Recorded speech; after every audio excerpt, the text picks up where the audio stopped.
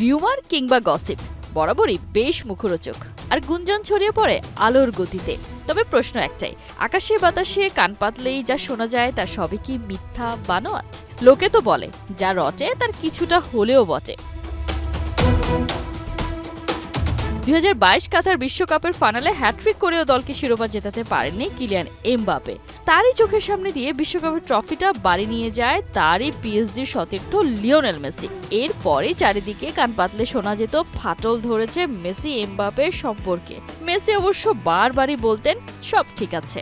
তবে 2 বছর পর এই ইস্যুতে মুখ খুলেছেন কিলিয়ান এমবাপে। ফ্রেঞ্চ টিভিকে দেয়া একান্ত সাক্ষাৎকারে এমবাপে খোলাসা করেন কি ঘটেছিল মেসির বিশ্বকাপ জয়ের পর। বিশ্বকাপের পর পিএসজি ট্রেনিংয়ে মেসিকে দেখে আমার ভীষণ রাগ হচ্ছিল। তখন মেসি এসে আমাকে বলল, তুমি তো এটা আগেই জিতেছো, এবার আমার পালা।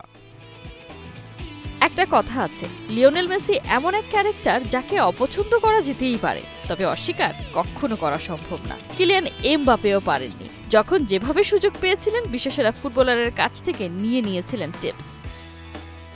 মেসির কাছ থেকে অনেক কিছু শিখেছি। ওর মতো মানুষের কাছ থেকে নির্দ্বিধায় সব শেখা যায়। আমি প্রায় ওর কাছে যেতাম, জানতে চাইতাম এটা তুমি কিভাবে করলে, ওটা তুমি কিভাবে করো। সময়ের সাথে দুজনেই ছেড়েছেন প্যারিস। প্রেমের শহর পারেনি 2 সুপারস্টারকে ধরে রাখতে। পিএসজি ছেড়ে মেসি ইন্টার মায়ামিতে আর এমবাপে তার স্বপ্নের ক্লাব রিয়াল মাদ্রিদে। যদিও রিয়ালে এমবাপের সময়টা খুব একটা ভালো কাটছে না, পারফরমেন্স দিয়ে পারছেন না নজর টানতে। যদিও জীবনের নতুন চ্যাপ্টার নিয়ে বেশ খুশি ফরাসি ম্যাজিশিয়ান। রিয়ালের জার্সিতেই উঠতে চান সফলতার চূড়ায়।